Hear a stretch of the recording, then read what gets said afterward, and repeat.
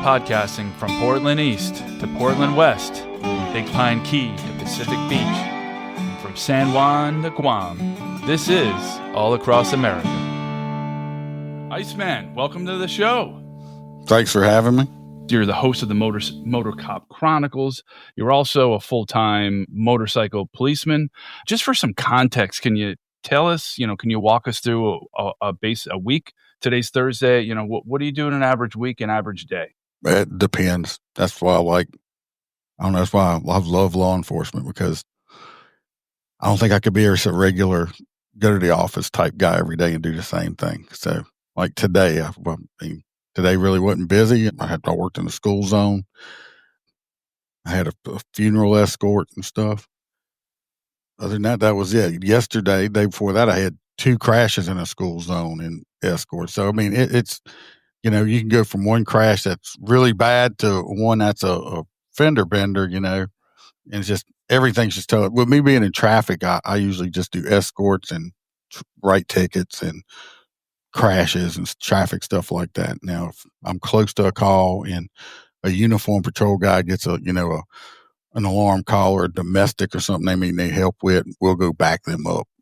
I gotcha. Okay. So you're mostly sticking to the roads and making sure people aren't speeding, and you get called to various accidents or scenes. Yeah, we do PR stuff because we're on motorcycles, so they'll have us go talk to children in schools or go, like the other day they wanted me to go read some stories to some kids or something. We'll do it. We do parades and all that stuff. So we're more in the public eye with that too. So they use us as PR also. So can't be afraid to public speak. No, and you guys are in the public eye pretty much, 8 hours a day. Every minute you're on the job, right? Well, think about it. If you see the general person sees a cop going down the road, you might notice a cop car, but you're going to watch that guy on that motorcycle. So yeah. And do you wear body cam? Well, our department has them. We don't wear them. I don't know why. You'd have to ask my lieutenant. We don't, but our department does have them. Yeah. You've been a cop since 1995, so we're talking 30 years. How have things changed? Do you think about the body cam, for instance? How long do you have? Big question, right? When I first started I started actually in '93 as a reserve cop, doing it for free. Okay, because way back then everybody wanted to be a cop, and you had to work your way. And I didn't have no family or friends in any departments. So I started doing it for free and kind of worked my way into it where I got on full time. So it took me a couple of years to do that. But way back in the day, I'll just be honest, in 1995, I made $895 a month before taxes. Okay. And we didn't have portable radios. There wasn't no such thing as computers in cars, and they had cell phones, but the only people that had those were the supervisors. And that was the big bag phones till today.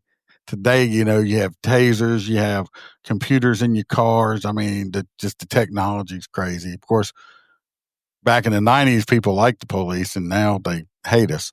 So, yeah. And how has that been for recruitment? That was horrible. Yeah. Every department, I know I'm in kind of central Louisiana, and I know every department around here, between New Orleans, Baton Rouge, everything, local PDs, sheriff's office, state police, everybody's short. Hell, I just heard the other day, yesterday I was talking to somebody, and he said the warden at a Hunt Correctional Center is like one of the second or third largest prisons in the state. It's actually an intake facility. If you get convicted in the state of Louisiana, you're going to go through Hunt Correctional Center before you go to any of the other ones. It's like a classification prison. And they're 112 guards short. Yes. So, so the people that are working there, they're putting in doubles and you get tired. But they're 112 people short. I know, every department's just looking for people. I know a department not too long ago, it's like 8 people in 1 month because you got this department over here, they're hiring into a specialized division. So if you're in this department over here, you're kind of stuck in uniform because it's harder to get in a specialized division, full-time SWAT, motors, or whatever, specialized division like that. My detectives, some of these other departments are hiring straight into those specialized divisions with people that already got experience. So there's right now, if you're post certified and got a good record or good reputation, you can basically pick and choose where you want to work at. Wow. I mean, are they poaching cops too? Yeah. Departments are poaching each other like crazy. Wow. And you were saying, but before we started recording, that you signed up for an additional 3 years. Yes. My boss, the sheriff I work for, he made me an offer I couldn't refuse. So I got to lock that in to have a better retirement. Good for you. Good for you. You deserve it. And in terms of just jurisdiction, so you work for a sheriff's office. Can you describe the difference between city and town and more county police? Well, of course, y'all have everybody else in the entire country Parish, has counties. Louisiana's got to be different. We have parishes, but a police department, basically their jurisdiction is going to be whatever city limits they have. And the sheriff's office is going to be the entire county or parish like we have.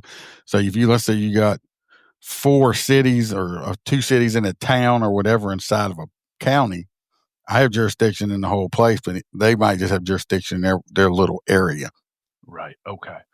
And you're working in some of the unincorporated and more rural areas that are in the department. I'm not going to say which department I work for. The department I work for is extremely rural. It's not a high concentration of people. They have a lot of business and chemical plants and all that stuff like that. So, I mean, they have a large industry base with less people base, which is great because it means it's got a high tax bracket brace. Them companies pay a lot of taxes, and the sheriff's office, that's how they get their money, is on taxes. Right. So you can have a parish or county that's got a lot of people, but not as much business. They're not going to have people pay taxes and property taxes. It's not the tax base of large corporation. As I say, a Walmart. One Walmart I know in this area, one Walmart can pay up to $2 million a year just in property taxes. Right. Yeah. Yeah. And so you've got all the chemical plants, which Louisiana is. Yeah, we have lots of those. Yeah. Right. Okay. they pay lots of money. Yeah, well, that's good. So, I mean, I guess, and I heard you on one of your podcast episodes, you all don't make any of the money from the tickets. No. Well, every department will get some. I'm not sure the department I work for. I used to work for another department for 20-something years before I switched over. And I know the last department I did, let's say, if I wrote a ticket for average price of the ticket, I don't know if it went up since then. It's about $185 total cost. That's court cost and everything. Yeah. The department that I'm writing, they're paying me. I'm out there working. I write the ticket. They get like $2 off a $185 ticket. The majority of the money goes to the judges, because its court cost is the biggest expense. Then a big portion goes to out here anyway. It goes to the public defender fund, and it goes to the DA's office also. And then we get like the person that's writing the ticket, doing most work with it, gets the least amount. That's why a lot like sheriff's office. I mean, I'm a traffic division, but my bosses aren't like, go out and just write all them tickets and stuff. They're not like that. If I don't go out and write a whole bunch of tickets, they're not going to, unless they tell me, hey, we got a complaint on this road, go write tickets over here, then I'll go write tickets like primarily in that area. But other than that, a lot of times when I pull people over, I'll just, now anyway, I'm older. When I was younger, I used to write everybody, but I'll give more warnings now. And it's a lot to do with attitude. So people don't realize that attitude.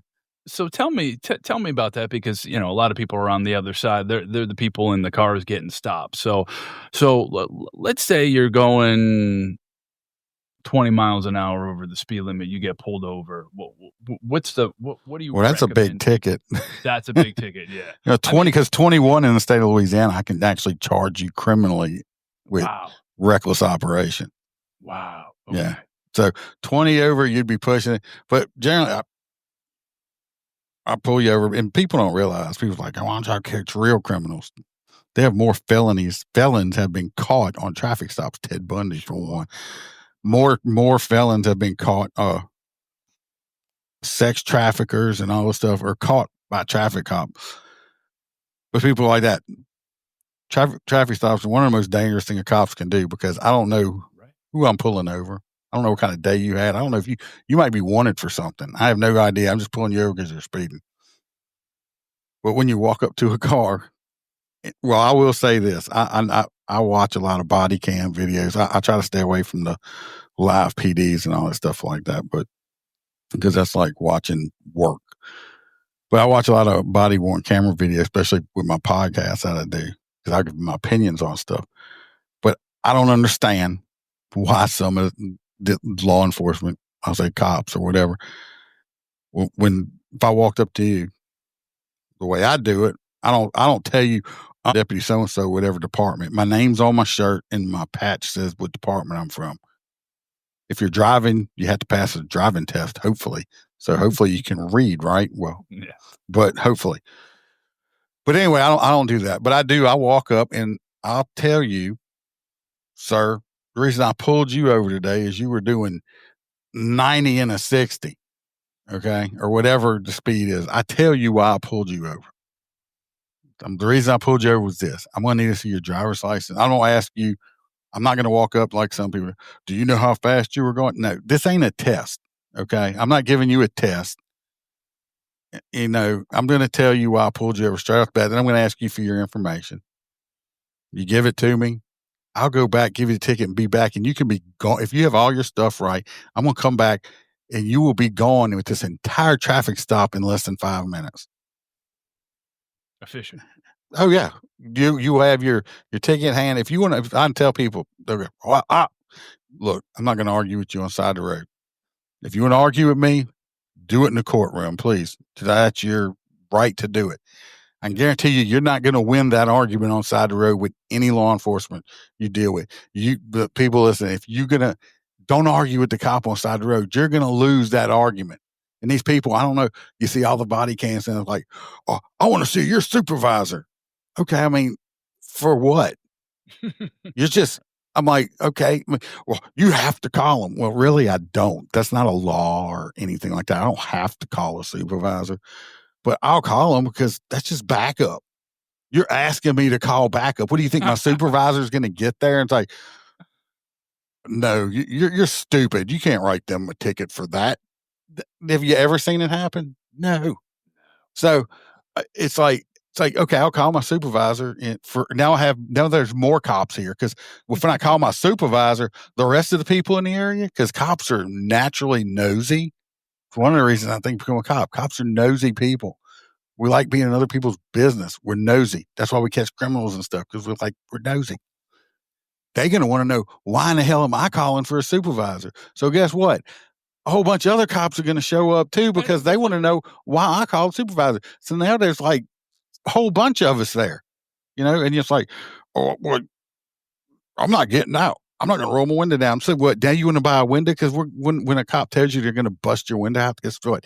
They're going to bust your window out if you don't get out the car. It's like, just don't argue. If you want to argue, go to court. That's where you have a better chance of winning in court. Then you're not going to win on the side of the road. All you're going to do is get your car towed. You're going to end up in jail. You're going to end up tased, maced, handcuffed, and all that other stuff. For what? You could have got a ticket in 5 minutes and been back on your way to wherever you were heading, free and clear. $185. $185. Even if you just pay it, it's a ticket. I mean, is it worth it? No, it isn't. It isn't. It isn't. I mean, it pissed me off too. I mean, I got a ticket not too long ago. Okay. And the dude knew I was a cop. He pissed me off. It pissed me off. I understand. I tell people, I understand it pisses you off. Fight me in court. Yeah. Don't do it on the side of the road. You're going to lose. So how do you get a warning as opposed to a ticket? Well, sometimes if a cop gets out and walks up and he's got a ticket book in his hand already, don't even try. He's already got it on his mind. I'm going to tell you that right now. Because usually when I pull somebody over, I usually know before I even get out of the car if I'm planning on writing them a ticket or not. Really? Oh, yeah. If I walk up to a car and I'm like, how you doing today, sir? And man, F you, F you, Obama, F the police and all stuff. All right. Well, Stand by. I'm going to be right back with you on that. Because now I got out with the intention of saying, look, buddy, your brake light's out. Just wanted to let you know because, or you have no brake lights. Just want to let you know I've never pulled somebody over for having a brake light or a blinker out in 30 years now. Now I know they have cops that do it. Trust me, I know there are asshole cops out there that will write you a ticket for the cops that are pulling people over for having a blown out license plate light. They're not pulling you over because of that. They're pulling you over looking for drugs or other stuff. Okay. I'm just going to tell you, it's not a secret. I'm not telling cops secrets. That's what they're doing. I don't do pretextual stops like that looking for the stuff. If I pull over a car, it's because I pull them. I'm going to plan on writing them a ticket for what I pulled them over for. I've had a lot of people think their driver's license expired. I'm like, but I'm like, look, just go get it fixed or go take care of it tomorrow or something. Because I pulled you over for the speed. Now, if you're an ass, I can start adding because there's not a car. I'm going to be honest. Well, I don't know what laws in every state. There's not basically a car on the road I can't stop and write a ticket for. I mean, because there's some stupid laws on the book. I mean, I can check your tread depth. If your tires aren't damn near brand new, you might not. Your tires, I could classify them as unsafe. Wow. I mean, I can write you for riding a bicycle with no with no hands on your handlebar. You got your buddy Joe sitting on the front of your handlebars. That's illegal too. I mean, I want to pull over motorcycles. I just wave at them because it states in Louisiana, when the motorcycle's in motion, you got to have two hands on the handlebars at all time. I wave at them, they wave back. Boom, traffic stop. See, I mean, we can be assholes if I really want to. Yeah. So I mean, I'm trying. I don't do it. It makes me mad when I see people say, "Well, y'all do this." I'm not saying it don't happen. I've just never been that cop. Yeah. And, there are hard asses in every profession. I think, the law enforcement community does tend to attract the law and order types. Oh, I used to be a hard ass. I'll be honest with you. When I was a new cop, even in my middle cop years, it's just probably in the last 10 years I've started loosening up. That's where I got the nickname Iceman. I can give myself that nickname because I can go up on track. People was like, it's like when there's cop me and there's not cop me. When I get dressed, it's not a superhero. When I get dressed, it's like putting on, that's the cop me. I just can't be my normal self just out there. Cause a lot of times people are like, man, it's like, you just look like an asshole just because I have no expression on my face. I just do everything there like I was just ice cold. It was like people like, I mean, I got a complaint on me one time. This girl called the sheriff I used to work for and said, complained on me. He's like, well, what did he do? Well, he asked me for my driver's license and my insurance. Did he pull you over or something? No, I was in a crash. Okay, so what did he do? He asked me for that. Did he cuss at you? I mean, what did he say? Well, he just asked me for that. The sheriff's like, well, he needed it to write the report. And it's just like, they told me it's like, smile more. I'm like, I just, now I'm scaring people because, you ever watch the movies Addams Family or Wednesday Addams when she smiles and it's like, they're like, stop, it's creepy. That's kind of the thing. Right. But like I said, cop me and not cop me is kind of two different people. I mean, I've been a cop for 30 years, so I got some, issues from over the years with all the shit I've been to and seen and, and all that stuff. I'm, hyper vigilant and stuff like that, but I realize it and I try to not do it. But it's my wife knows when we go to a restaurant that don't sit in a certain chair because I'm not going to sit with my back to anything. I mean, it's just, she already knows. So she knows, she done got used to it.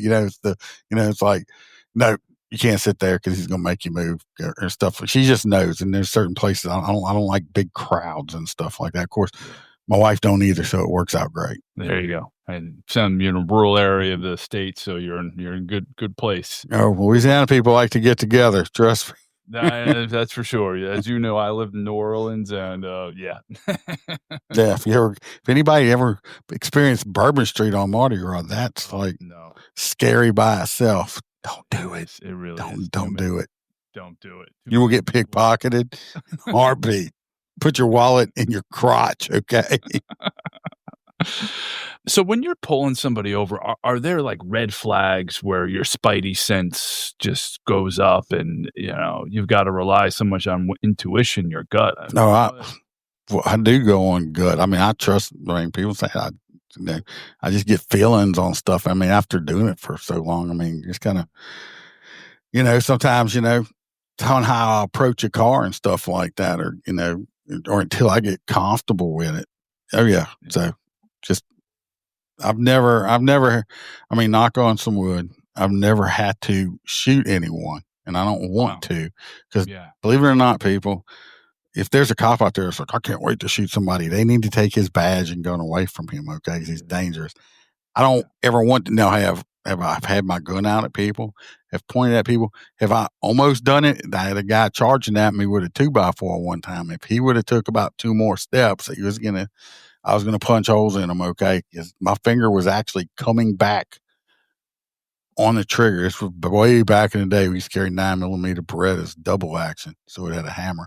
I was pulling back on the trigger. The hammer was coming back when he decided to stop and drop the wood, and I had to let the hammer back down really slow because he was about this close. He was millimeters away from me shooting him. So I've been lucky enough now. I've been shot at. I've been overhooded 2 cars and motorcycle accidents. I've had a motorcycle accident. I've been dog bit. I've been cut. I've been fingers broken. I've been scratched, punched. I mean, you run the gambit of it. I mean, yeah. You've seen it. Yeah. Yeah. The crashing motorcycle, the flying through the air is not the bad part. It's the landing that hurts. Yeah. Okay. Yeah. It's that concrete and blacktop don't give very good. And like I said, I've been overhooded 2 cars. I'm lucky. I've been damn lucky. I've only broken a few bones. We just buried this last weekend. We just buried Sergeant Caleb Ainsworth. I've known he's a motorcycle cop in Baton Rouge.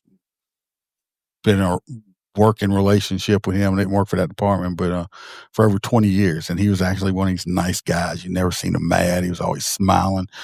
And this piece of crap who don't like cops, he shouldn't have been out of jail in the first place, decided, just seeing him, he was actually on his way to go escort a funeral, saw him on his motorcycle and just ran him over for no reason and drug him down the highway for 2.5 football fields. And he just ended up dying after a month in the hospital. And his body couldn't take it no more. So that's the stuff like that. I've had to bury a lot of friends. And in what circumstances? Oh, well, quite a few motorcycle. I'm in a motorcycle cop, so motorcycle accidents. I've been, cops getting shot, run over. I had one of my ex-partners beat cancer once. It came back second time and got him, And it's just, seen way too much. I went to college, believe it or not, to be a mortician. I went to Delgado Community College on the East Bank in New Orleans because there's only a few places that teach mortuary science around here. One's in New Orleans and the other one's like in Houston or in Texas somewhere. So I actually went to college to be a mortician, and I got tired of embalming babies because I was working outside of New Orleans, and they have Children's Hospital down there. It's always embalming. I was young. I was right out of high school. I was 18, 19 years old in college and doing my apprenticeship. So I was embalming. I just quit. I ain't embalming no more babies. So I ended up being a cop, go figure. And unfortunately, I still had to see dead babies. So I should have stayed doing the mortuary science. I guess I'd made more money. Yeah. Yeah. There's been so many fatalities on the road. I mean, there's 40,000 Americans dying every year now. What's going on? Like it's gone up by 3,000. The phone. So people are texting while driving. It's worse. Texting and driving is worse than drinking. Drinking and driving is horrible. Okay. Yeah. Yeah. Drunk people don't think I'm not putting, but more people text and drive than drink and drive. And if you sit there and watch people, they'll start driving just as bad or worse as a drunk person because they're on their phone. Right. You'd be surprised how many out here. I mean, it's illegal to have your phone in your hand, but it's like where I work at, I have to drive back and forth to work, so I'm not in my jurisdiction. And I got to take the interstate. I can guarantee you 60% of the cars I pass or go by, they have their phone in their hand. Everybody's texting and driving. See, I don't. My wife knows if somebody texts me while I'm going somewhere, you might as well just wait. If you really need to talk to me, you can call me. I got Bluetooth hands free. I'll talk to you. Yeah. But I'm not, I mean, especially I'm old, but I'm not good at texting when I'm not driving, So yeah, it's the phones. I believe it's like having a bunch of drunk people on the road all the time. I guess I assume, because I'm on law enforcement. I was telling this to somebody the other day. I assume everybody pays attention to everything like I do, and they don't. I pay attention to everything. You'll have a really hard time anytime, even when I'm not on duty, sneaking up on me, because I don't, like right now, I don't mind looking behind me because I know what's behind me and I know I'm the only person in my studio. Yeah. But if I'm like somewhere, if I'm at a restaurant or I'm out in public, I'm constantly looking behind me. My rear view mirrors in my car. I mean, if I'm coming home and there's a car that's been behind me I'm saying, I think they've been there too long. I've driven past my house, I don't know how many times, and just kept driving past my own house just to see where they turn or see if they're following. I don't know. I've pissed off a lot of people in 30 years, So yeah, I mean, so I'm constantly always looking behind me. And I'm constantly always looking. Me and my wife, when we used to go out in our younger times, you go out to a club, whatever, bar, and we'd be dancing, only slow dance. Trust me, I have no rhythm. But, we'd be dancing. And she's like, everybody else staring in their lover's eyes. Oh, baby, I love you. My wife couldn't stand it because I'm looking at everybody. She's like, what are you doing? I'm like, I got to watch everybody. There's people behind me. So I got to watch everybody. So I'm like, we'll be at a restaurant and she's like, stop it. I'm like, I can't help it. I'm like, do you want to know what they're talking about right there? Because sitting there eavesdropping on their whole conversation. Yeah. So I assume everybody pays attention. So while I'm driving, it's like I look at everybody. If somebody passes, I'm looking at every car that passes me and everything else like that. And it's just the amount of people. Everybody's on their damn phone. Constantly. I pulled up next to a guy. Now I'm on a Harley Davidson motorcycle. We cut our baffles out. Okay, I'll be honest with you. Cut our baffles out. So it's not super loud, but it's loud. You're going to hear me. Okay, especially on the interstate. I was driving next to a guy. He was in his car. Now I'm on a Harley Davidson motorcycle. I am so close next to him. I could have adjusted his side mirror, okay, with my hand and not stretching my arm out. I'm talking just reaching barely out and adjust his mirror. And I'm sitting here watching this dude, watching the news on his phone while we're going down the road for like 2 miles. And he didn't even know I was there on a motorcycle. I hit my siren and he like drops his phone. I'm like, dude, really? Just pay attention. I mean, that's how people get killed. And if people listen, I mean, I'm not bitching. Everybody's got their own thing going on. But is that text message, especially younger, is that text message worth you getting killed over? Of course not. Is you saying I'm almost there, and then it's been shown on plenty of things. It's like I'm almost there, and that's the last text they were sent because they got in a crash and died half a mile from where they were going. Couldn't have. I mean, really, could have just waited. So what's the first thing you do when you come upon a serious accident? Well, hopefully dispatch has done told us how bad it is, but first thing I do is try to check on everybody's injuries, even on non-serious accidents. So first thing I do is ask if everybody's okay, even if I've been told by dispatch everybody's okay. I'm going to ask again because Louisiana is great for lawsuits, okay? So, I can't tell you how many times I've been deposed in civil crash lawsuits and stuff where I have to go testify. First thing I always do is everybody okay. Second thing I do is if they haven't moved the cars out the roadway, I want to get the roadway clear if I can, because I don't want another accident to happen. Then I start asking people, like this person, what happened? What happened? Because sometimes, I had a crash. Was it Monday? Little girl says, my fault. I ran a red light. Freaking phenomenal. I love crashes like that. Then I don't have, no, he ran it. She ran it. And I'm sitting here trying to look at debris fields and evidence on scene, trying to figure out because somebody's lying. especially if there's no cameras around. She's like, it was my fault. I did. I wasn't driving my head up my ass. So, I mean, sometimes you do have honest people. Most of the time we don't. They're not, like I said, right to crash. Try to tell the people, look, I believe this is what happened. Because a crash report, believe it or not, is the only opinionated report a police officer can write. In Louisiana, that's the only report I'm allowed to put my opinion in. Anything else just has to be straight facts, like a domestic report or all that stuff like that. A crash report is basically an opinionated report.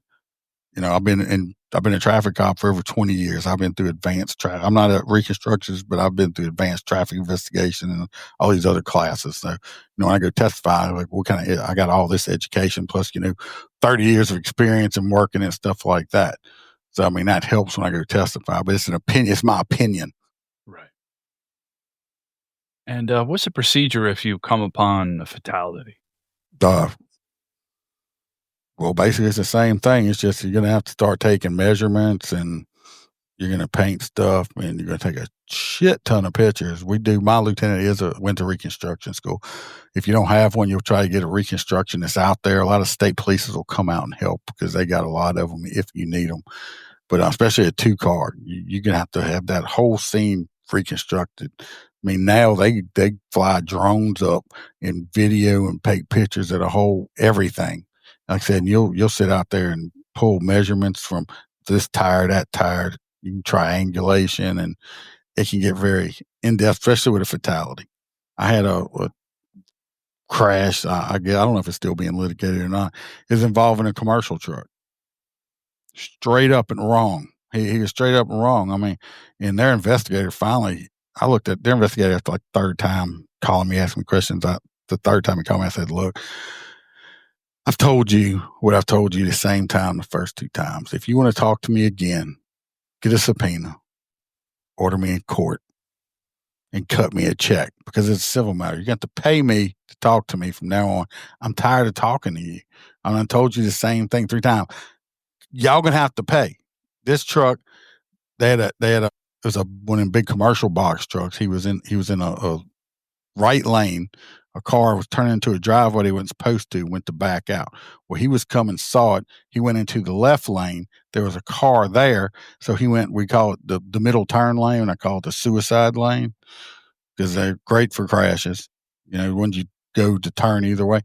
So he didn't want to hit that car, so he goes in the suicide lane. There's a car there waiting to turn the other way. So then he goes onto the oncoming lane of traffic. Now, this is basically with that turn lane, this is a 5-lane highway. It's a big, big highway. Goes into the oncoming lane, hits a SUV, a Tahoe, head on. Severe. Nobody died, thank God, but severe injuries. Older lady driving, kids in the car, stuff like that.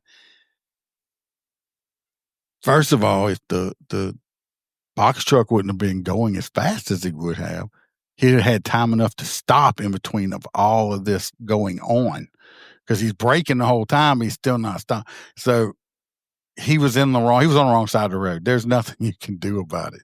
It don't matter. Well, what about the car that was turning in? What about it? Is it a contributing factor to it might have started the event, but the point is your guy went into the wrong lane and hit him. So, yeah. So let's maybe we could talk about every cop's favorite kind of person, the sovereign citizen. I've had a few. I know everybody's watched videos probably on it. Yeah. None of my videos like that are on YouTube because it would be kind of boring, basically, because they'd only be about 4 minutes long, 5 minutes long, because my wife's like, stop hollering at the TV. They can't hear you. I'm like, it makes me feel better. No, for some reason, I call them baby cops now, but they got these new breed of cops out there trained different. I call myself a dinosaur cop. I was trained differently than they do now. So now everything's got to be diverse and you got to hug people and tell them their life's great and they're going to be okay. And I'm not like that. You hear them, they're like, sir, stop or I'm going to have to tase you. I'm going to have to tase you. And they tell somebody they're going to do something like 12 times. It's like if you tell a kid you're going to spank them or punish them and just that's all you ever tell them and don't actually do it, is the kid really worried about you? No. See, I'm old school. With me, you only get 3 chances. And I'm this. I ask you very nicely, sir, do whatever I'm going to ask you to do. Let's say, sir, just roll your window down or whatever. The second time I ask you, I'm going to tell you to do it. The third time, I'm just going to make you do it. Because that's all you're going to get. I'm not going to ask you. I'm not going to play this game. The sovereign citizen I pulled over. He was speeding. And, he cracks his window and he hands me that bullshit paperwork. Sorry for cussing, but they hand me that paperwork out. I grabbed it. I looked at it. My partner was over there. I was like, hey, got one of these, buddy. He just kind of grinned at me because I was a sergeant. He actually worked for me. I handed the crap paper back to him because I'm not even reading this crap. That's what they try and do. They hand you this big paper. They want you to sit there. I hand it back to him and I look at him. I said, buddy, I said, either you're going to hand me some kind of state issued ID with your picture on it, or I'm going to bust this window out and I'm going to drag you out this car by your head. Do you understand me? Well, it was amazing. The state issue ID miracled itself in this man's wallet and he handed it to me. But he's a sovereign citizen. Guess what else I saw in his wallet? Food stamp card.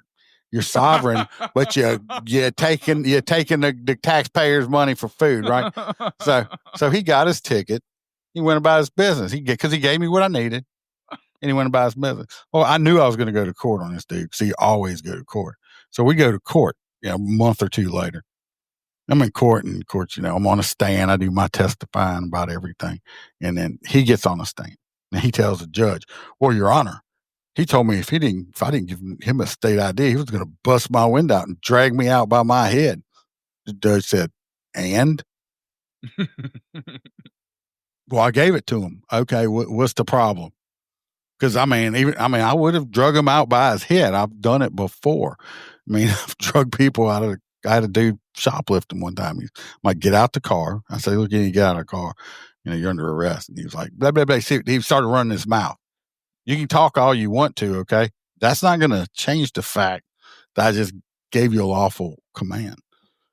And I said, "Get out of the car now, or I'm going to take you out the car." Well, he still kept running his mouth. Well, next, I grabbed him by the top of his head, and I drug him out the car, and I handcuffed him out the window. I didn't even open the door. The window was down, so I just drug him out the window. And, it was done. So like 3-4 minutes, the whole thing's done. I'm not going to beg, plead, rub your back, give you cookies. "Sir, please, I really don't want to do this to you." And I don't carry a taser. I'm taser certified. I don't like them. They only work 20-30% of the time. Oh, wow. That's it. That's their effectiveness. Okay. It's not like you see on TV or on it's not like you see on all the body cams. A lot of times they don't work. Okay. A lot of people, what is the new, just younger generation like to wear? Even when it's 200 degrees outside and it's the temperature of the sun, they wear hoodies that are thick. You have to get penetration to the skin with a taser. People these young generations layer their clothes and stuff like that. I still carry chemical. I carry Freeze Plus P. I'm going to squirt you in the face with it. And I'm a chemical weapons instructor. It feels like lighting you on fire with gasoline. It's going to burn like a son of a bitch. And that night, if you're not in jail and you do go get home, when you take a shower, guess what? It's going to burn some more because it's going to reignite it. And if you're naked in the shower, it's going to set your balls on fire. And, so, because when I used to do chemical weapons classes, teaching other cops, we spray them in the face because they're going to feel it. We tell you, look, when you go home, don't, if you're feeling okay or whatever now, and you decide, don't go get frisky with your old lady. Because you stick them fingers in something, she's going to be really mad at you for a long time because you got residue on you don't realize. And you're going to light her world up in not the good way. Okay. So it sounds nasty. It's true. But I carry chemical. I'm not a taser person. It's like bear spray. Basically, yeah. Freeze Plus P is OC and CS combined. It's got like these little crystals in it. So it works real good. Like shut your eyes. People are like, "Oh, I'm dying." It's like, you're going to survive. I've never seen chemical weapons kill anybody. Most times it's like, "Oh, a taser can give you a heart attack." Most of them people that have died after being tased, they already had health issues. They're probably going to die anyway soon, or they had high blood pressure and they weighed 600 pounds. The taser killed them. No cheeseburgers killed them. He just happened to get tased when it finally kicked in. Or they're on drugs. Well, yeah, so it's like, oh, you can't, yeah. It's like, yeah, I don't know. They just had enough fentanyl in their system, to kill an elephant, but it's cops' fault. Right. Right. So maybe you could talk a little bit about some de-escalation techniques. I'm a fan of verbal judo. I like verbal judo. Do you use it? Are you trained in it? Yeah, I've been through that, and we just recently went to had another class recently on, I guess, manipulating people. I guess you want to say it. Just, Okay. that's basically what it was. No, it works great. It just don't work all the time. I mean, I use it in my old side hustle job, especially on that one. But no, I mean, I've de-escalated a lot of situations, but sometimes it just don't work. Some people you can't if somebody's hopped up on enough drugs, it's not going to work. I mean, yeah, or somebody's got it on their mind, it's just not going to work. I mean, I just put a video out on my Patreon. I mean, from my side hustle. I mean, I just got called a witch, ass, N-word. And you can hear me on this body cam laughing at the guy as he called me this, because I don't know. You can see me. I'm Caucasian. I'm from the Mount Caucasia. I am a cracker, a honky, whatever you want to call me. My sister's done history DNA. I'm Italian and Greek and stuff. We didn't nothing from Africa. And he called me that. I don't know how many times, but I laughed at him. Then he did call me a hillbilly badass or something. I'm like, well, thank you. I mean, that's not too bad. Is hillbilly really supposed to hurt my feelings? But you did call me a badass, I think. So, I mean, it's like when people tell me, I had somebody recently say, F the police, F you. I'm like, look, dude, I appreciate it. I'm straight. It's 2025, but you do you. But I mean, I'm straight out. But thanks for the offer. I don't want to say made this younger black male turned red because he is that pissed off. Because basically, I just called him gay without calling him gay, and he didn't know how to react to it. And it's like, I don't get mad about it. People flip me off. I know I was number one. So it don't bother me. I don't care. It's like people's like, oh, they just flipped you off. Good for them. I hope they feel better now. I hope they can sleep at night. I flipped that cop off. I mean, so what? I mean, good for you. Yeah. Yeah. But yeah, I mean, I don't know how to explain the technique. I mean, every situation is different.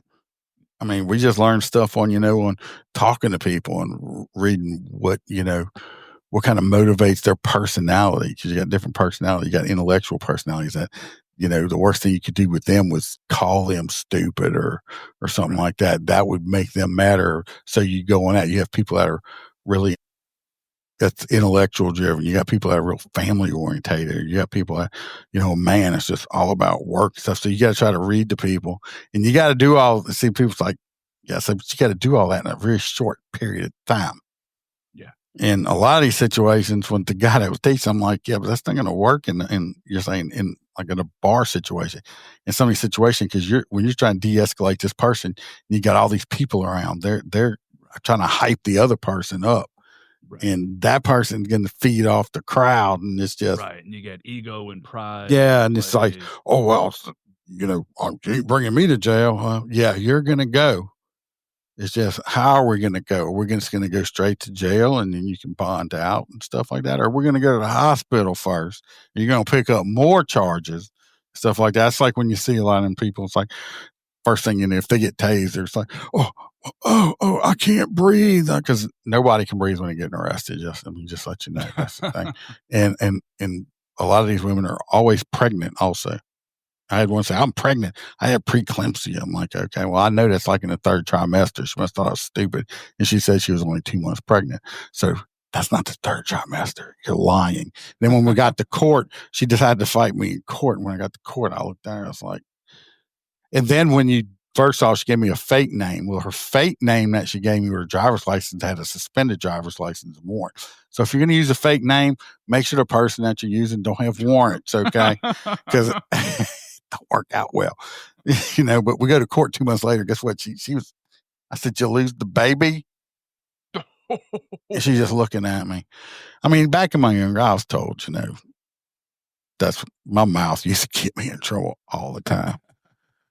Pulled this woman over one time, and she woman cussed me up one side, down the other, called me everything you can name in the book.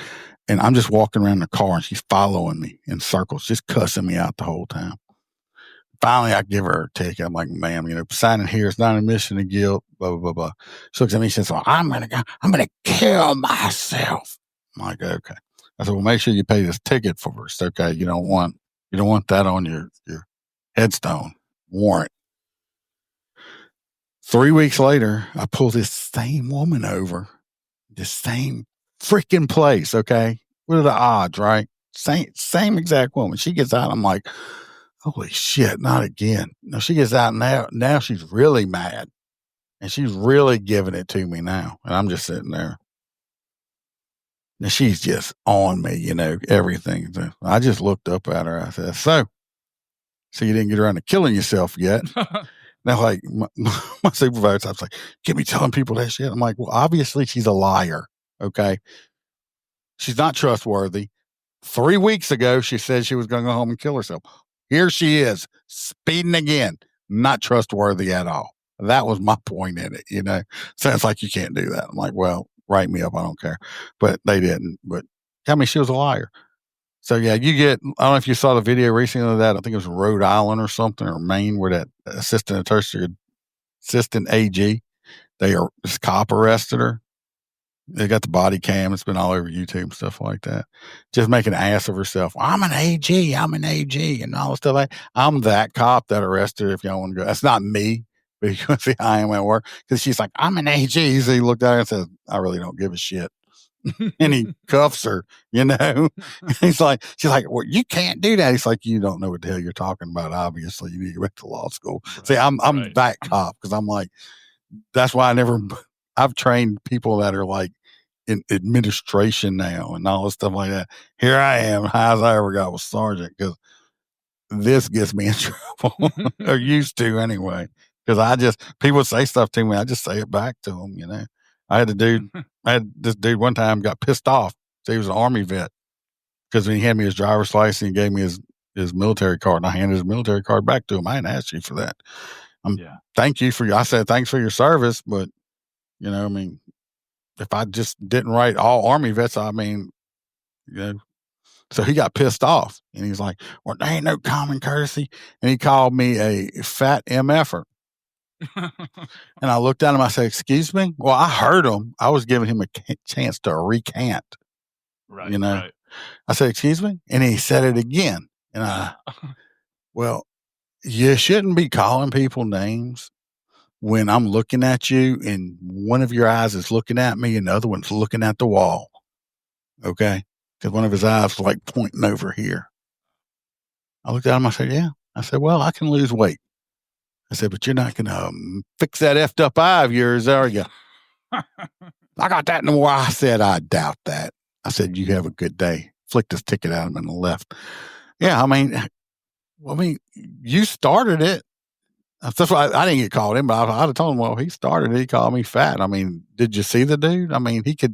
He could watch you over here and watch him over there at the same time. Don't be making fun of people when you're in a glass house, okay? That's right. Yeah. Yeah. So what do you think about, we're talking about people high on drugs and, big people. And, I think there's a lot of misconceptions that it's very easy to just handcuff somebody and de-escalate. And, describe what it's like when you have somebody who refuses to be handcuffed. They don't even have to be high on drugs. I'll be honest with you. You can take, if you ever have an opportunity, I don't know if you're married or not, just without hurting her, your wife, girlfriend, you can take a 90-pound woman. I'm 280 pounds, okay? I'm not a small guy. You can take a 90-pound woman, let them lay down on the floor, on their stomach, put their arms underneath them, just like they ain't got to lock them, just put them under there like that and tell them, do not let me pull your arms out. See how hard it is to do, especially see how hard it is to do without hurting them, okay? Because there's a lot of times I could get somebody cuffed out a broken arm or a wrist or something doing it. So we don't want to do that. Okay. I don't want to break your arm. I don't want to cause you that much pain. So I'm trying to handcuff you without doing like really hurting you. And see how a 90-pound woman, okay, they're like, why y'all got 5 cops on them? Because trust me, sometimes it's a 130-pound dude, or it don't have to be a big person. If they don't want to be handcuffed, and you're trying not to cause real damage to them, it's not that easy. Then you get somebody that's high on drugs that's not feeling no pain, because I got pressure points and stuff we can use for pain compliance. They're like, oh, what's he doing to my? Yeah, it's just pain compliance. As soon as I stop putting whatever maneuver I'm putting on you, it's going to stop. Okay. As soon as I stop doing it, the pain's going to stop. But when you're high on drugs, you don't feel it. But no, a 90-pound, I mean, just a 90-pound woman can give you a hard time. And then you have people hollering, oh, I'm not resisting. And I had a civilian I actually talked to, and after I explained it to him, they're like, well, that person wasn't even resisting. So we watched it again. And as they were doing, I'm like, what are they doing? Well, they're not resisting. I said, are they complying? Are they putting their hands behind their back? Or are they just staying stiff and not letting the cop do it? I said, that's called passive resistance, because they're not complying with being handcuffed. That's still resisting. Just because somebody's hollering they're not resisting, and they're not physically fighting. They're not physically fighting the cops, but they're refusing to give you their arms. That's resistance. Okay. And you can get hurt doing it. Like I said, I can snap your arm. I know how to do it. I don't want to do it. That's what I said. So it's harder to do than people think. That's a 90-pound woman. I mean, especially a 90-pound woman, because they're scraggly and stuff like that. You got to slip out of cuffs easily and everything else. So what do you think about social workers? What, on scene? Yes. Oh yeah, I think that right there is well, on some of these bigger cities, I'm like, I can't wait. I want them to see them do it. Well, we're just going to send social workers out to the person having a mental problem. Okay, you do that. Can you send somebody with a camera? Because I want to see how that's going to work out. Because let me tell you what, crazy people are dangerous as hell. Okay, and I understand we're not social workers, but a lot of these crazy people, they're really crazy, and they will hurt you in a heartbeat and not even think about it, or they don't know what they're doing. So, yeah, go ahead. That's the most asinine thing ever. Now, if they want to let the cops go in and maybe let them calm the people down, they're going to end up getting some people killed if they find any social workers crazy enough to do it, which I'm sure they will. They'll find some woman with blue hair and a ring through her vomer right here, her septum ring or whatever they want to call it. And they're going to get hurt. They're going to go there. They're going to have to call the cops and either save them or pick their body up. They're going to get hurt. Because I've dealt with plenty of crazy people. Then you get one that's not just crazy, but then they on the retardation scale too. Them people are super strong. Trust me. Because we used to have some homes where I used to work out, and they're still there now. And we used to have to pick these people up sometimes when they get off their medication and have to bring them to a mental hospital. And they had this one guy there. He was on the spectrum, and he was crazy. This dude was like the Hulk, okay? And he wasn't that big, but he would hurt you. I was the only cop that he never fought with and would go with. So every time I'm the one that had to go get him. And everybody's like, well, how'd you do that? It's easy. First of all, I went and talked to him. Y'all went up there and it's like, just wanted to fight him when he was being resistant. I talked to him with it. I said, all it took, I'm like, dude, look, you're going to have to go to the hospital. He's like, I'm like, what's up? What's going on? He said, he said, well, I'm hungry. I said, what you like? What do you like to eat, man? He's like, all this dude liked was like a double cheeseburger and some fries from McDonald's. So every time I had to go pick him up, he knew that I would go through the drive-thru and get him a double cheeseburger and fries. So when I come, I was like, hey, whatever his name was, we got to get out. He'd get in the car and go with me because he knew I'd go through the drive-thru. And all it took was me spending $4 or $5 of my own money to not have to fight this man. He ate his food and he went to the hospital. And that's all it took. Sometimes, like I said, just talk to him sometimes. But does it work all the time? No.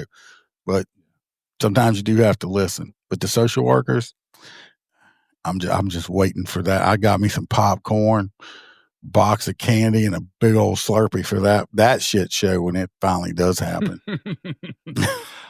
So it sounds like you get some frequent flyers. Oh yeah, everybody does. Every department has their frequent flyers. And what's the general background of these folks? Crazy. Yeah. That's doing crazy. We've had the last my department 2 days in a row we've had the same person, this lady. Either they got called out, because I've heard it on the radio, they got called out, or she went to the office, and she was wanting her ex or her husband, somebody arrested, from what I understand. But there's no protective orders, nothing on them. I mean, so they just go out there every day, try to appease her as much as they can, because you don't want to. Unfortunately, all these states, we used to have state hospitals and stuff, because you have people that need to be in mental hospitals. Okay. On the non-joking side, I will touch on this a little bit because I do not like talking about it. But trust me, when people have mental problems, but I mean, I've been, paranoid schizophrenics. Okay. Yeah. These people can be extremely, extremely dangerous. They see people that aren't there.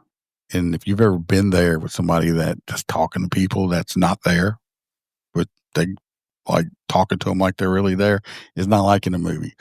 Especially when you're holding somebody down on the bed and their throat is slashed wide open and they just missed their own jugular vein by millimeters, while their 8-year-old daughter is on the floor dead with her throat slit from a serrated steak knife because the crazy people told her to do it.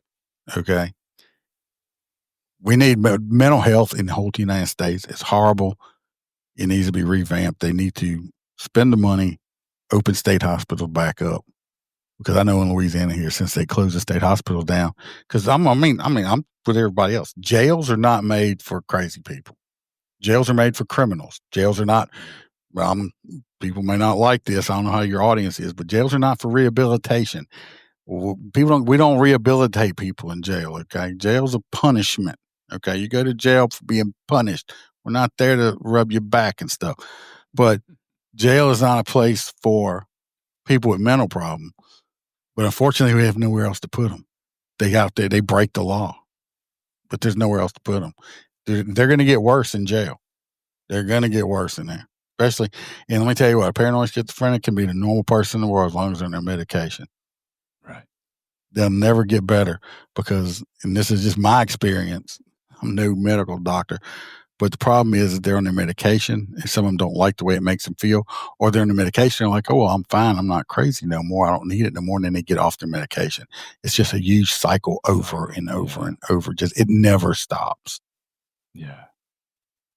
And so you say some of these folks should be committed. Oh, yeah. There's a shit ton that should be committed. There's a lot of people in prison that are crazy that should be in a mental hospital and not prison, but there's nowhere else to put them. You put them back on the street, but when they're out there committing crimes, they're a threat to societies. They're hurting people or killing people and stuff like that. So, I mean, that one person I kind of touched on that I was talking about, that woman, she's doing life in a mental hospital now, but I mean, she'll never get out. I mean, she don't need to get out because she has, when they medicate her enough to take medicine, she has like lucid moments, and then she like realizes what she did, but then she slips right back into the crazy.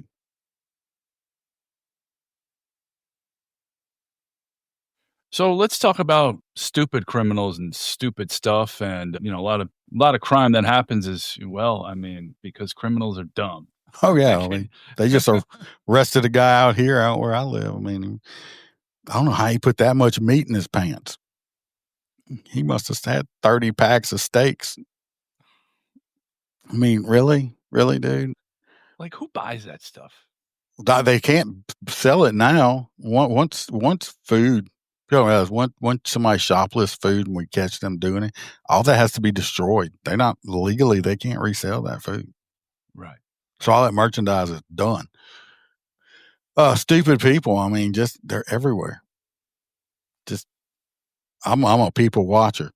I mean, I can just sit back and watch people because most people don't pay attention. Everybody's living in their own little world. And I can just sit back and watch people.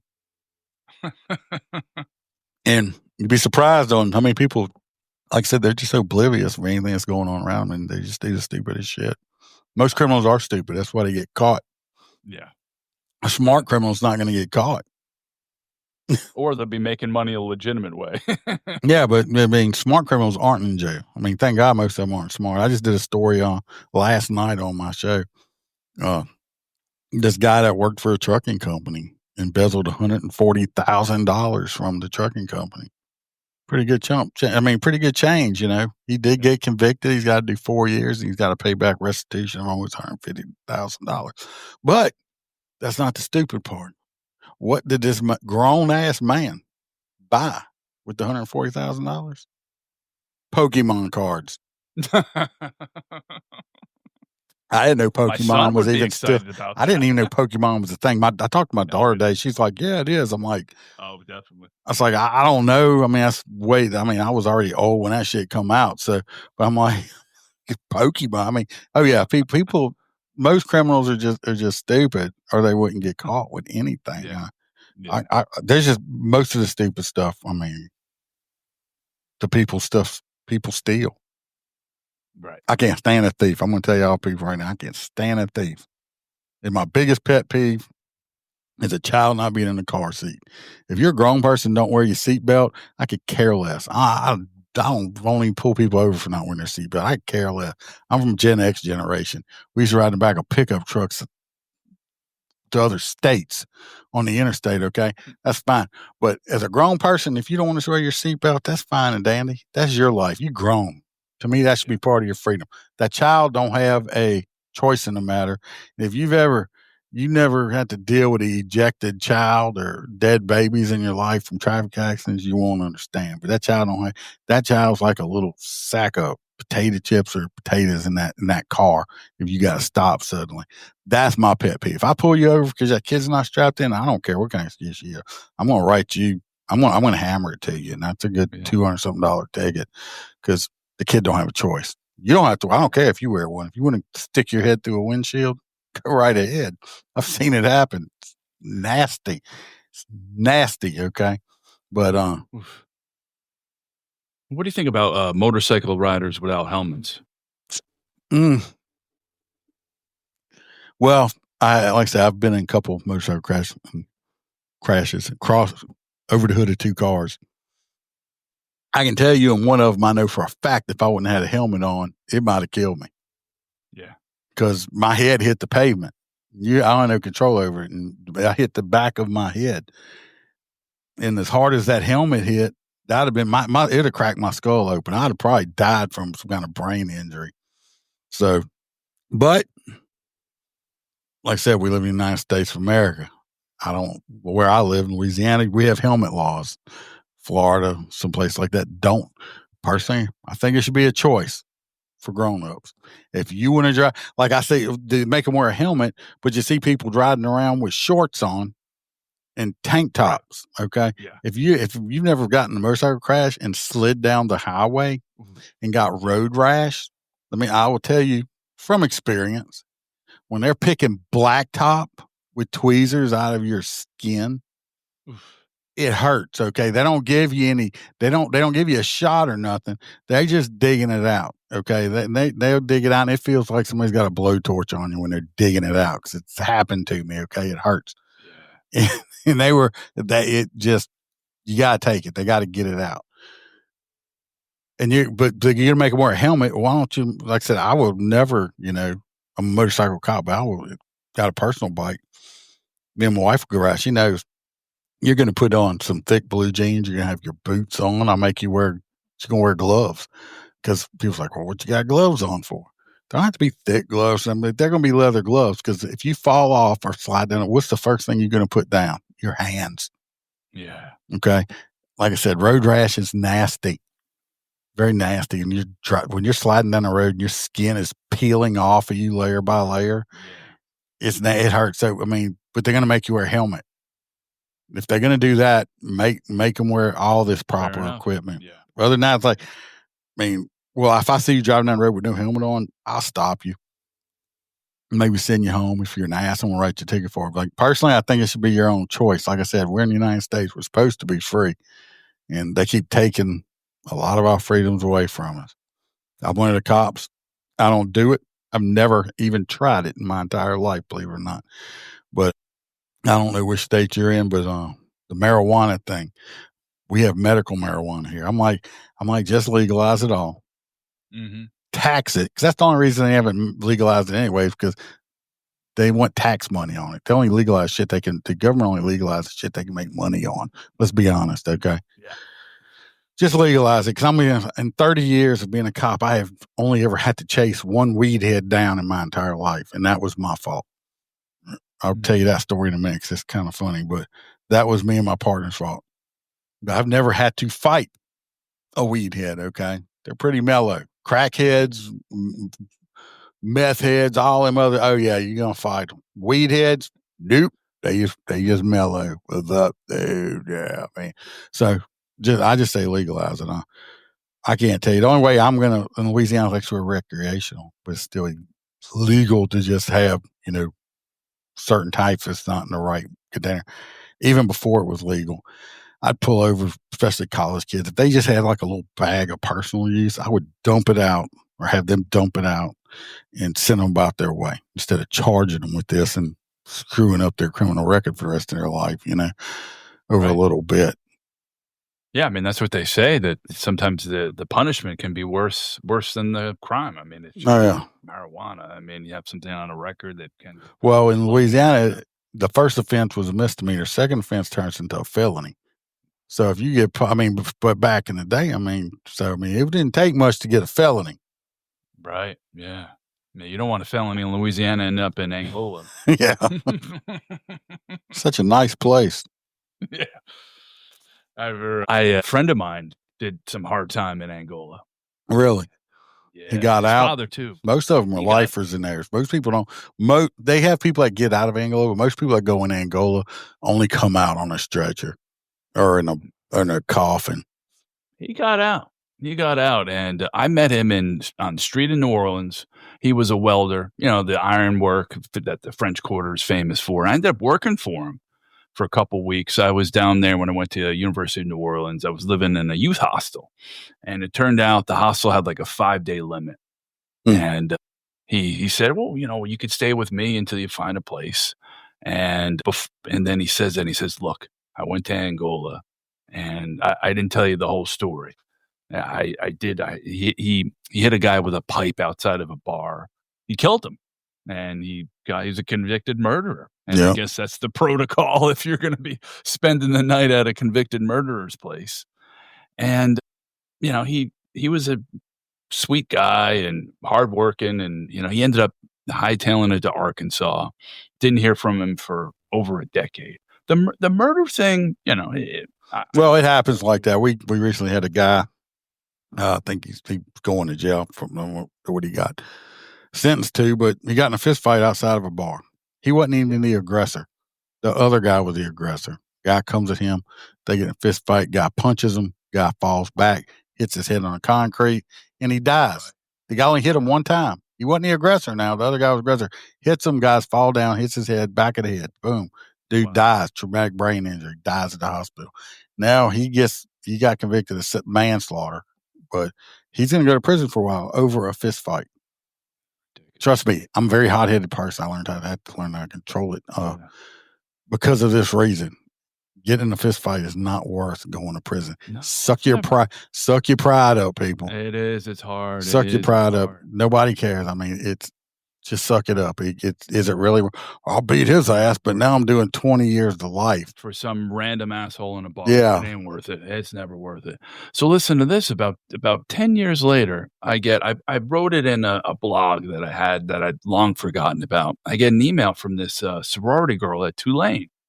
And she says there was this alleged suspect who was creeping out on all these sorority girls, the houses, and stalking the places at night, kind of like a peeping Tom. And she sends me a picture. And I didn't want to admit it right away, but it was this guy that I knew. And, you gained maybe 50 pounds. But I was much more creeped out about that than the murder. And it's stupid stuff, but creeper. Yeah, that's some sick stuff. I mean, are you able to distinguish between people that are just stupid criminals and your sick fucks out there? Pedos. I hate pedos. Pedos are right there with wife beaters for me. When you beat your wife, you're one of the biggest pieces of crap ever. You're in the same classification as a pedophile. We just had a guy got convicted. Shouldn't have been on the street. This is like his third time. He got caught attempting to rape a 7-year-old girl here in Louisiana, Vernon Parish. All right, he got convicted. Should have got life. They gave him 40 years, but he had to agree on this plea deal where he can possibly, he's almost 40, so it's damn near a life sentence. But because he's going to do like 90% of that.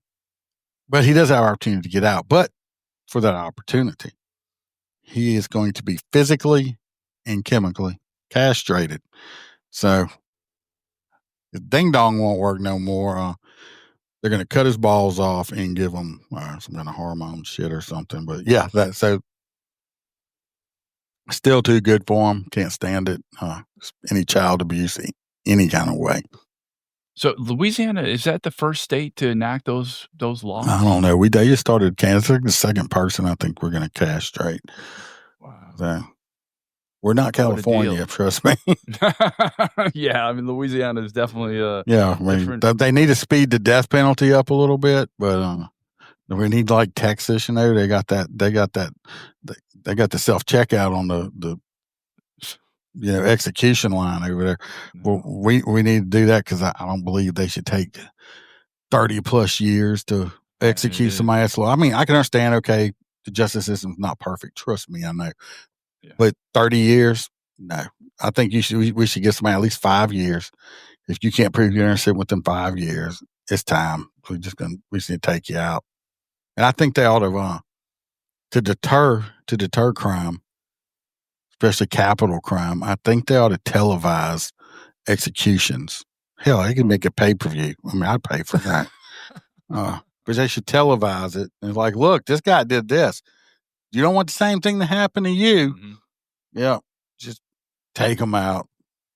Like, well, they just had that one guy. I forget which state it was in. I did a story on it. You had all the civil rights activists and the boo-hoo crowd because they were executing this man, and he had a defibrillator at this point because he's been in death row for 30 years, and they wanted them to deactivate the defibrillator because they said when he dies, it's going to shock him and cause him pain and stuff like that. The court's like, no, they don't have to do that. And of course, they were like, oh, we could hear him. He was in pain. I covered him on one of my Wednesday night shows. It's like, actually, I think the title of that one was "Let's Celebrate the Execution of This Person." Everybody's like, "Oh, you're so mean." Yeah, I guess I am. And I hope it hurt. I hope this son of a bitch hurt so bad when they execute him because they failed to realize his victims was a mother, her 8-year-old daughter, and her 6-year-old daughter. He shot the mom and the 8-year-old while they were sleeping in the bed. And he shot the 6-year-old 6 times in the back while she was trying to run away and escape for her life. Okay. Personally, I think it should have hurt. This dude was a scum of the earth, and you had some bleeding heart lawyer on TV crying about it. Oh, it hurt him so good. But let me do it. It'll hurt worse. I mean, do you think there's too much deference given to the perpetrator rather than the victim? Oh yeah, I mean now they treat the criminal like the victim. They care more about the victim. I mean, they care more about the criminal. It's like, so I mean, this dude wiped out a family, killed little children. What do you think that little girl was feeling just in fear when she was running for her life, and then this man put 6 bullets in her back? You don't think that hurt? A 6-year-old? My God, y'all worried about him? Oh, y'all should have done the same thing to him. Let him know how it feels. Yeah. I mean, I'm all for it. Like, oh, let the family members get a hold to him. I mean, I think, it should be more like, oh, you're convicted. You killed this person that way. Well, that's how you're going to die. Why do I want to put a little needle in your arm so you can get to sleep peacefully and just go off, to hell wherever you're going? No, I want, if you cause somebody else pain in their death, let's do the same thing to you. How's that feel? I mean, not fair's fair, but they wouldn't. It's got to be humane. No, they wasn't humane. Let's get back to that story of the pothead who you got. Oh, the funny story. Okay, yeah. See, I'll get off on it. What happens to me and my buddy got called. I was on bikes. I don't know why we got called. We ended up there, but we're in full motor boots. The big leather boots down there up to your knees, full Class A uniform, and we're there and we got this guy and we cuffed him. I forget why we even cuffed him. But anyway, we cuffed him. He had this little beard. We thought it was this long beard, like braided, stuff like that. Couldn't find out it was fake. He had weaved it in himself. He had a little beard weave. Really? I've never heard of that. Well, I didn't either. And this was like 15 years ago. Just, we had this like little beard weave.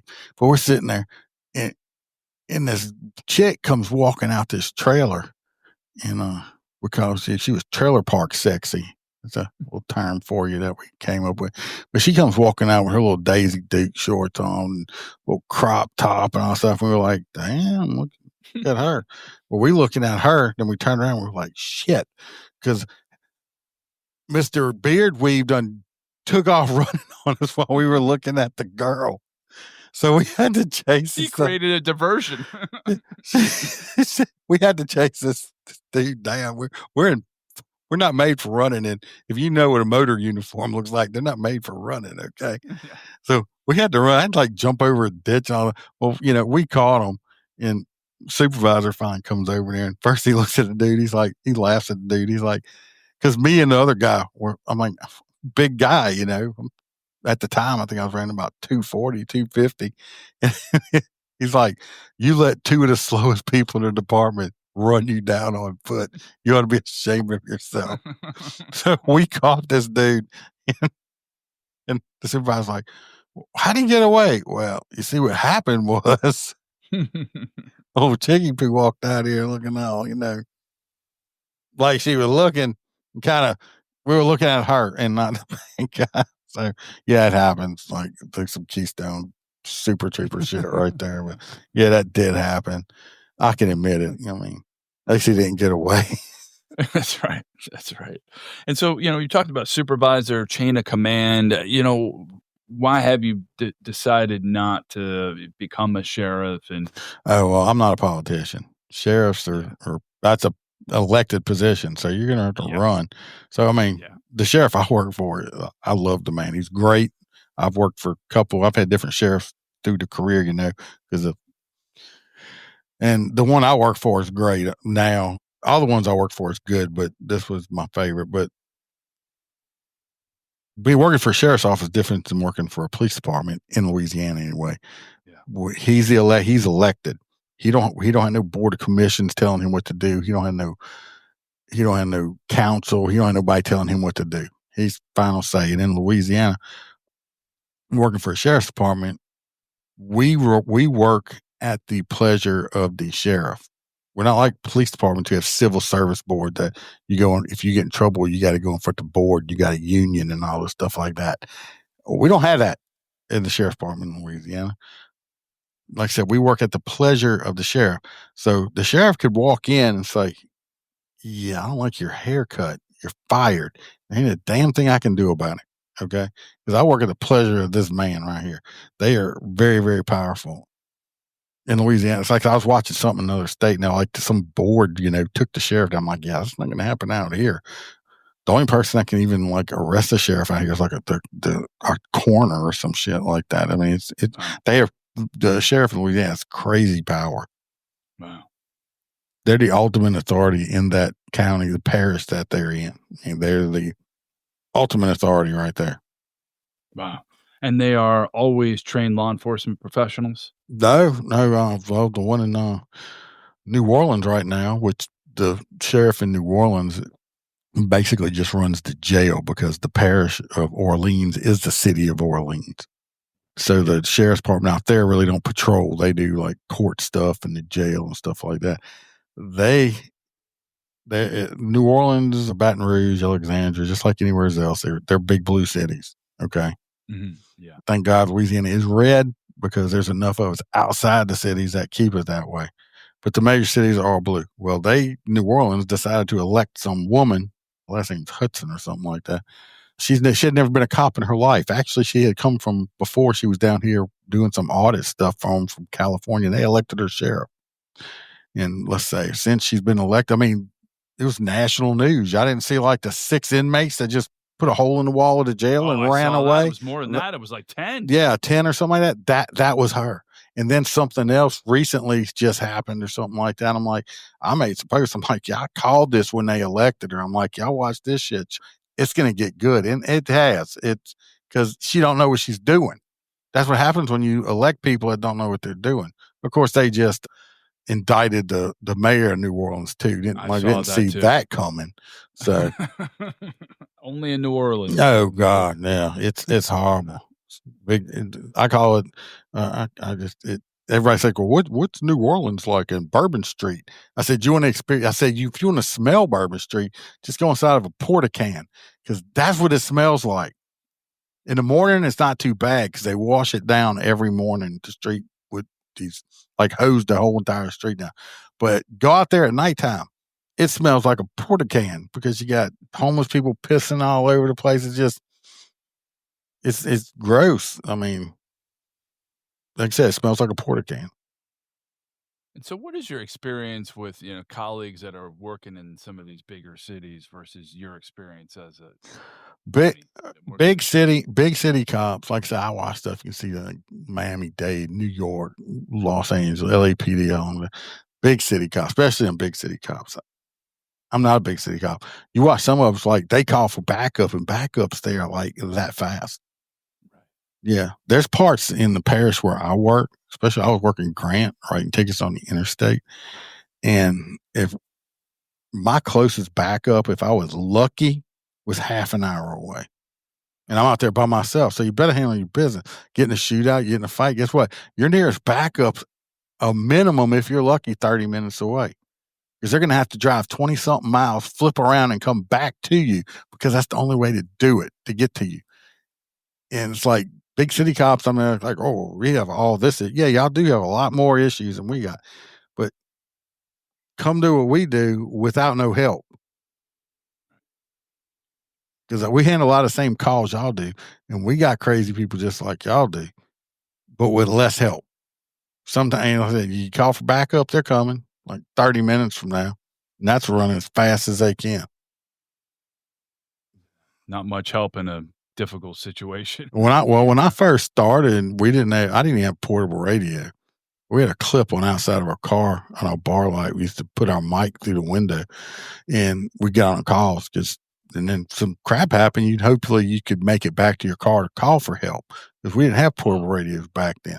So when you got out, you were deaf and blind. You couldn't call for help or nothing.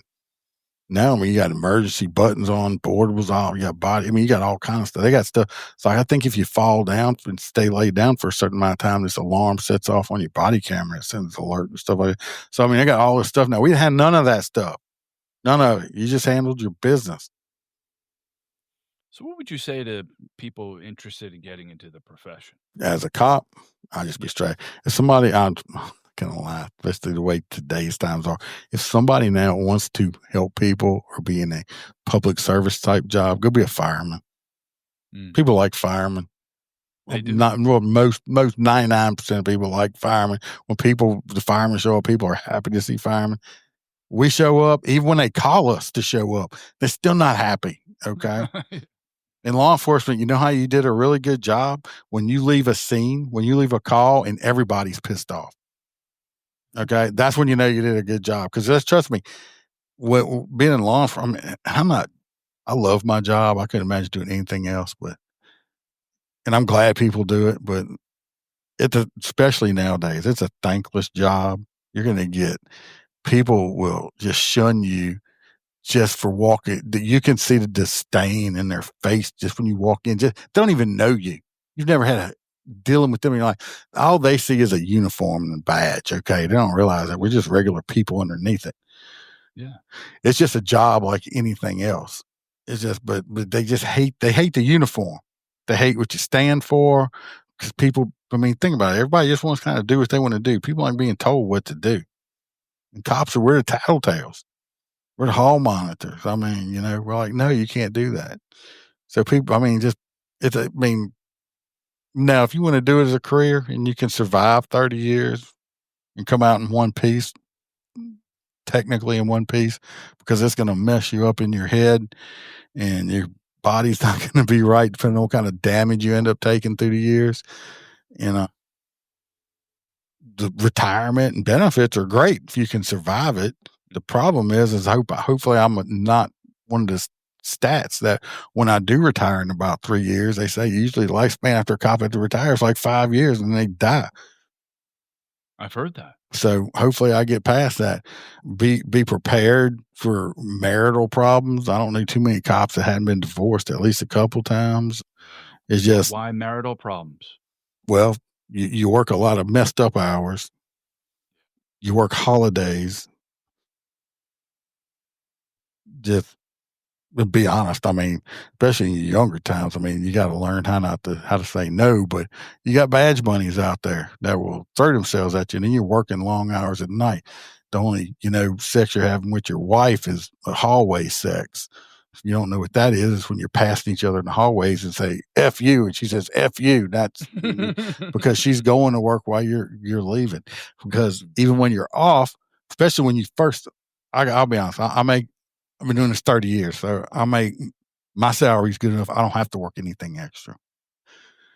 Starting as all these new cops and your younger cops, they're working detail. So when they're off, they're working extra duty so they can make enough money to make ends meet because they're not making that much money at first. I mean, I think the average salary of a new cop come with no experience, getting hired on is like $17.50 an hour or something.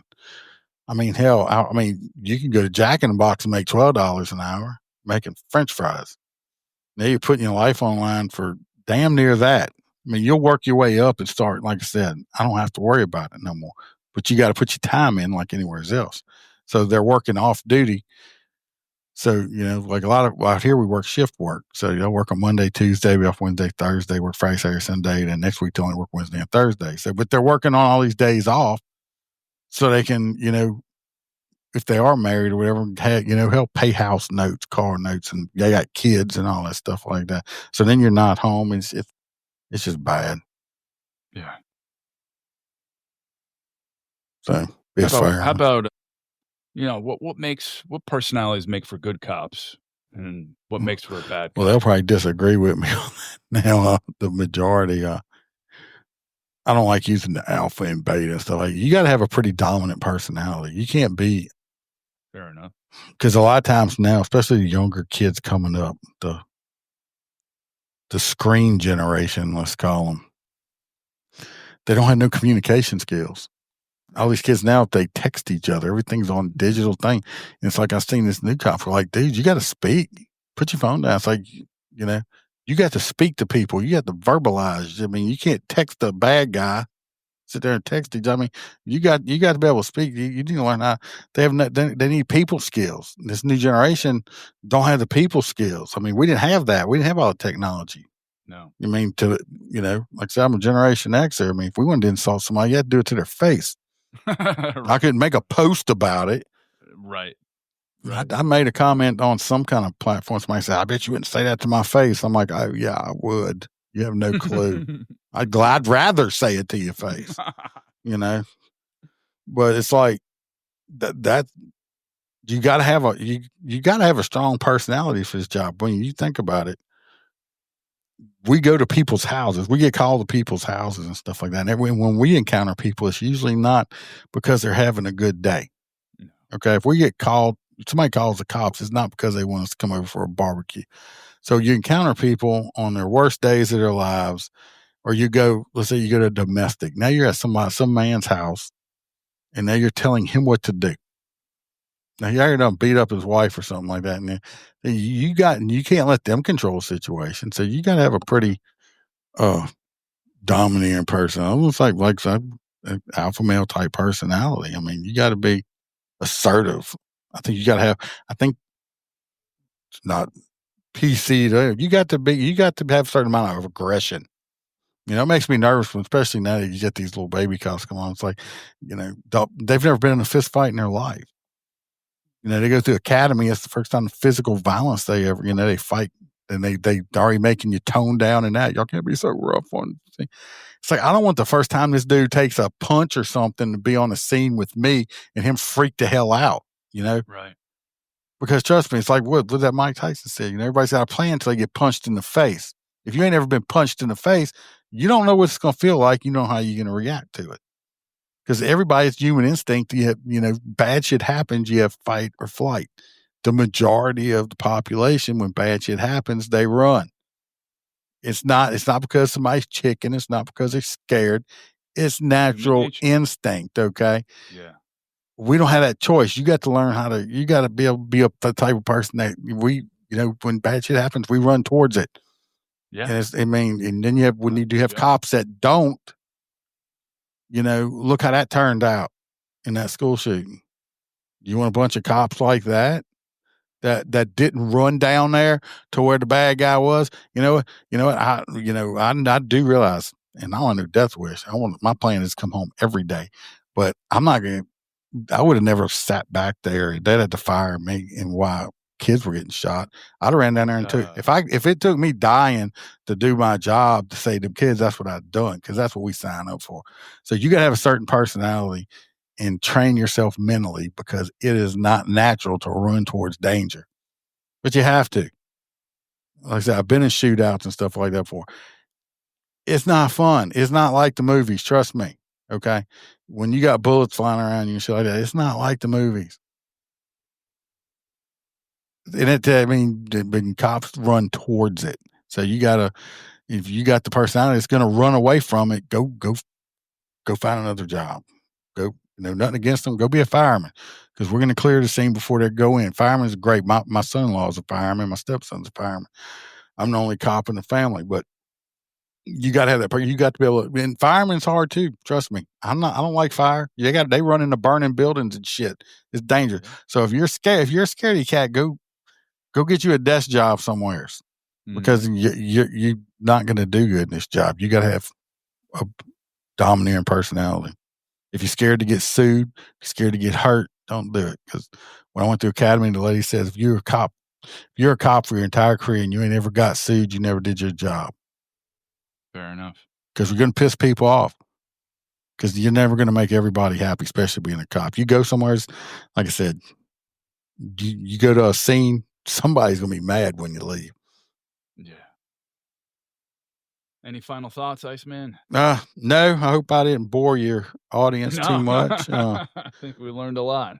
Appreciate it. If y'all want to, every Wednesday night, I do a live stream on Facebook, YouTube, X, Rumble, and LinkedIn, Motorcop Chronicles, or all my audio. I got I think close to 600 episodes out just in audio on all the platforms. I've been doing this for a while. I'm going to try to get back into the interview stuff a little bit. My problem is finding people, well, you might know, to interview, especially law enforcement.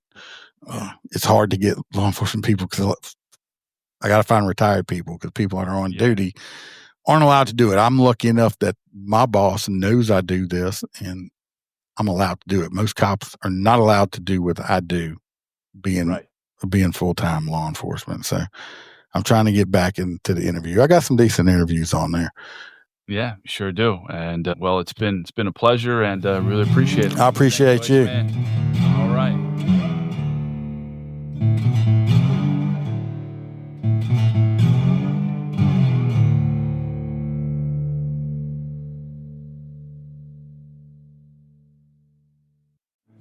All Across America is produced by me, Marco Vig, in Ridgefield, Connecticut. Visit us on Instagram at All Across America. Check out our website, allacrossamerica.com. There's an interactive map with all our episodes, and there's a Contact Us page where you can send your reactions, guest ideas, and suggestions. So get in touch, stay connected. To me, that's what podcasting is all about. Thanks for listening.